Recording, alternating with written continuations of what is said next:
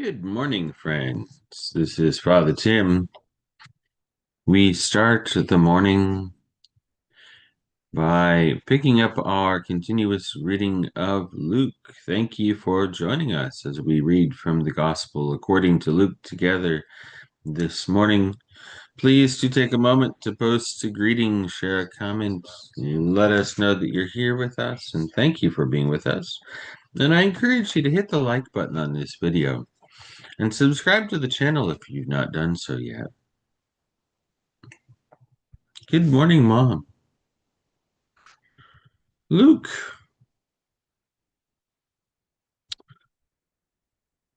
So let's look at the big picture and start there as we always do.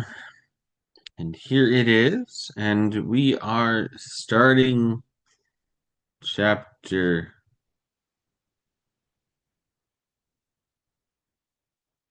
6.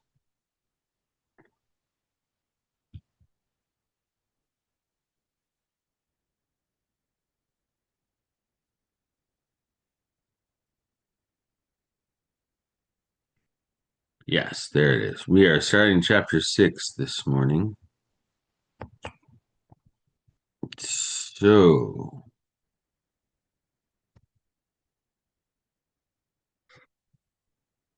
we're in this section here, Jesus and his mission, which is all of chapters 3 through 8 and a part of chapter 9, I mean. Chapter 6, Jesus is healing the sick. Good news for the poor, the formation of New Israel. And everything is being turned upside down. God's love is the reversal of our values. Radical generosity, servant leadership, peacemaking, forgiveness, deep piety that rejects religious hypocrisy. It's worth remembering that the only ones that Jesus condemns in the gospel are the religious leaders who are making life more difficult for others.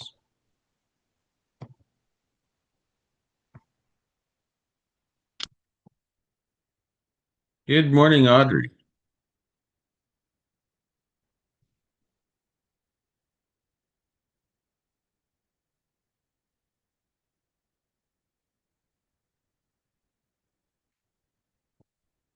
Chapter 6.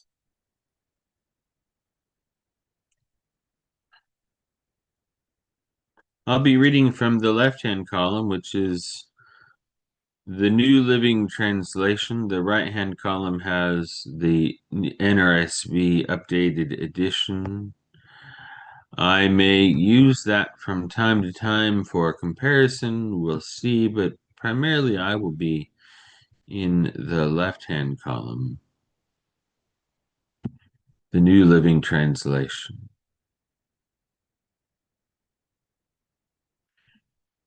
And yes, this was the case last time that we did Luke, and this has been the case at the daily prayers while we've been doing Luke.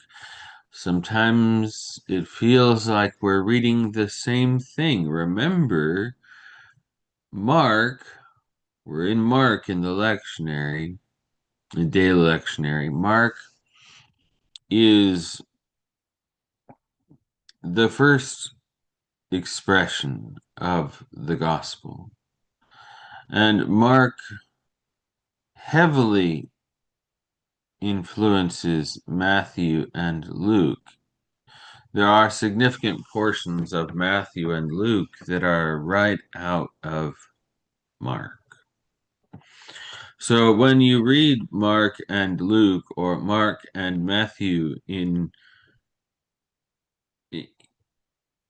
close proximity to each other, it's going to feel like, haven't we read this already?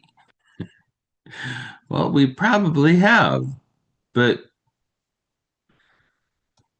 not necessarily from the gospel evangelist voice that we're reading it at one moment when it sounds familiar. That's also to some extent true when Matthew and Luke are side by side. All right, let's read, friends.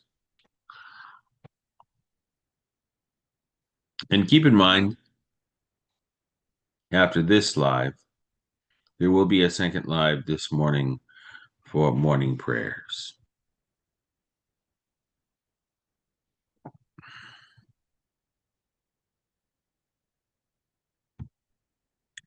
One Sabbath day, as Jesus was walking through some grain fields, his disciples broke off heads of grain and rubbed off the husks in their hands and ate the grain.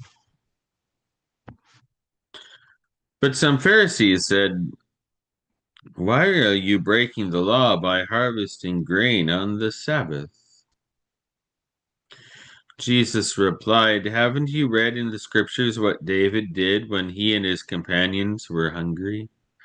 He went into the house of God and broke the law by eating the sacred loaves of bread that only the priests can eat. He also gave some to his companions."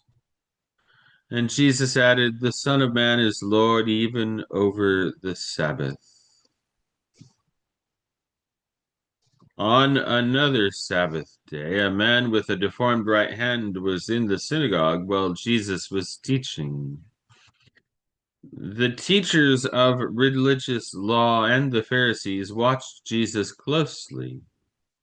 If he healed the man's hand, they planned to accuse him of working on the Sabbath.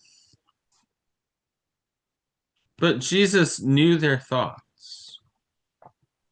He said to the man with the deformed hand, "Come and stand in front of everyone." So the man came forward.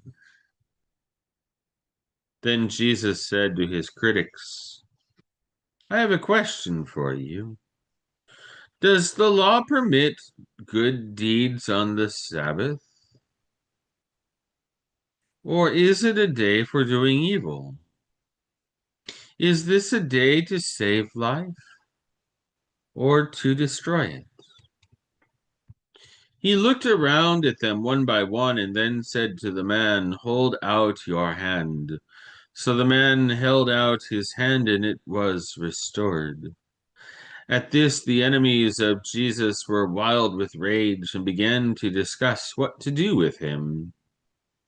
One day soon afterward, Jesus went up on a mountain to pray, and he prayed to God all night. At daybreak, he called together all of his disciples and chose 12 of them to be apostles.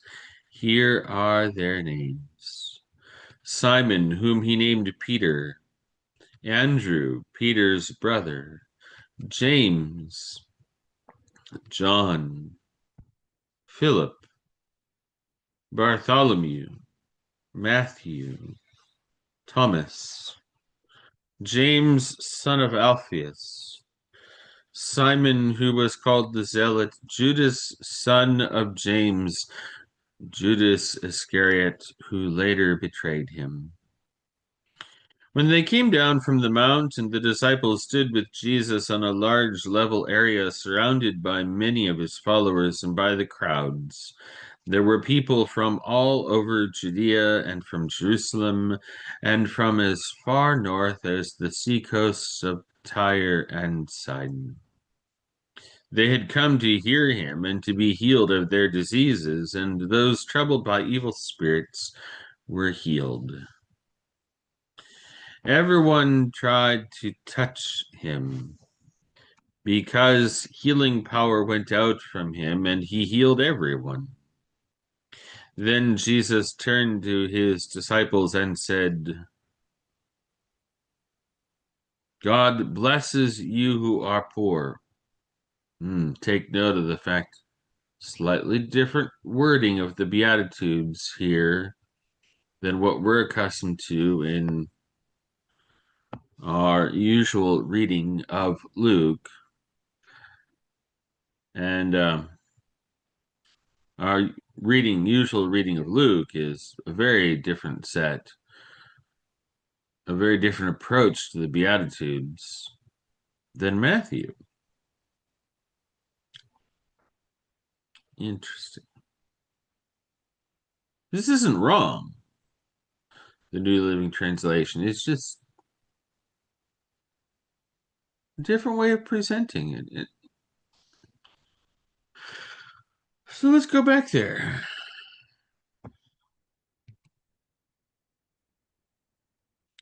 Then Jesus turned to his disciples and said, God blesses you who are poor, for the kingdom of God is yours. God blesses you who are hungry now, for you will be satisfied. God blesses you who weep now, for in due time you will laugh. What blessings await you when people hate you and exclude you and mock you and curse you as evil because of the Son of Man. When that happens, be happy, yes, leap for joy, for a great reward awaits you in heaven. And remember their ancestors treated the ancient prophets that same way. What sorrow awaits you who are rich, for you have your only happiness now. What sorrow awaits you who are fat and prosperous now, for a time of awful hunger awaits you.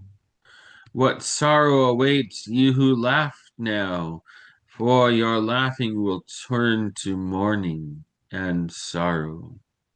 What sorrow awaits you who are praised by the crowds, for their ancestors also praised false prophets.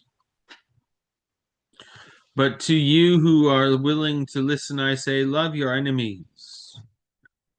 Do good to those who hate you. Bless those who curse you. Pray for those who hurt you. If someone slaps you on the cheek, offer the other cheek also. If someone demands your coat, offer your shirt also. Give to anyone who asks, and when things are taken away from you, don't try to get them back. Do to others as you would like them to do to you. If you love only those who love you, why should you get credit for that? Even sinners love those who love them. And if you do good only to those who do good to you, why should you get credit? Even sinners do that much.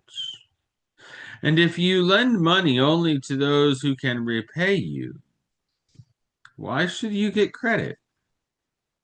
Even sinners will lend to other sinners for a full return. Love your enemies. Do good to them, lend to them without expecting to be repaid. Then your reward from heaven will be very great, and you will truly be acting as children of the Most High, for he is kind to those who are unthankful and wicked. You must be compassionate just as your Father is compassionate. Do not judge others, and you will not be judged. Do not condemn others, or it will all come back against you. Forgive others, and you will be forgiven. Give, and you will receive. Your gift will return to you in full, pressed down, shaken together to make room for more, running over and poured into your lap. The amount you give will determine the amount you get back.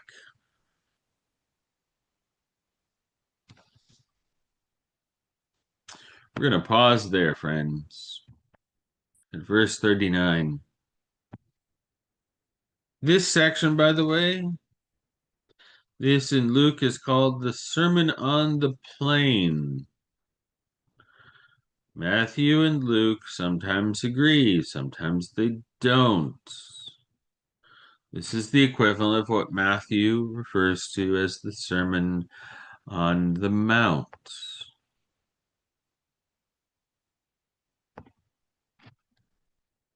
The Sermon on the Plain.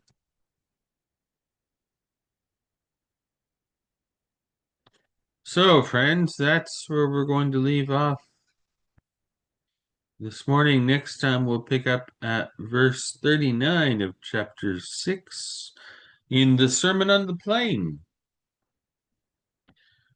In a few moments, friends, we will be live again, and we'll pray morning prayers this morning. Peace be with you, dear friends. The blessed Lent. It's day 11. See you in a few moments for prayers.